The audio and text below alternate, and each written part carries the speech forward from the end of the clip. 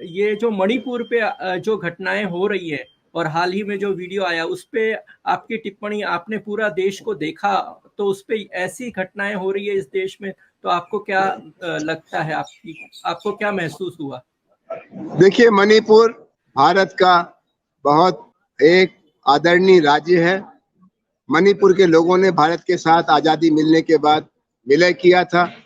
मणिपुर में मैतेई और कुकी और नागा लोग बरसों बरस से एक साथ रहते आए हैं, लेकिन जो नफरत की राजनीति है, लालच की राजनीति है, भय की राजनीति है, उसने मणिपुर में, क्योंकि इनकी सरकार वहां चल रही है और डबल इंजन की सरकार ने चारों तरफ से ऐसा माहौल बना दिया है कि औरतों को निशाने पर लिया जा रहा है। ऐसी हरकतें अंग्रेजी राज में नहीं हुई, ऐसी हरकतें पहली बार हो रही। जैसे लगता है कि हिंदुस्तान में राक्षसों का बोलबाला हो गया। ये हमने खिलाड़ी लड़कियों के बारे में देखा, ये हमने इसके पहले के एक मंत्री की हरकत पे देखा, एक विधायक की हरकत पे देखा, और अब जो वीडियो सामने आ रहे हैं वो यकीन नहीं होता है कि महिलाओं को पूजने वाले संस्कृति और सभ्यता के लोग इस तरह से राक्षसी हरकत कर रहे हैं, जो विदेशी सेनाएं ही करती हैं। जब किसी को जीतती हैं तो उनकी औरतों को निशाना बनाती हैं।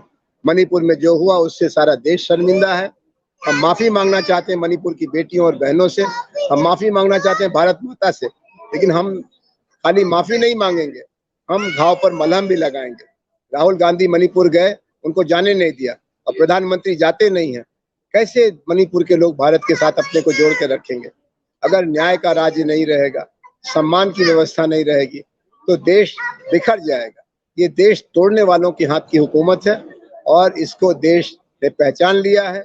और अब मणिपुर का जो शर्मनाक सच है वो सारी दुनिया में हमारे सिर को झुका चुका है। हमें इसका बहुत बड़ा प्रायश्चित करना पड़ेगा। वैसे ही कुछ करना पड़ेगा जैसा निर्भया कांड के बाद दिल्ली की जनता ने सरकार को मजबूर किया था। ये प्रधानमंत्री सारे हिंदुस्तान के हर सूबे के लोगों से कहते हैं, इनको संकोच नहीं होता है।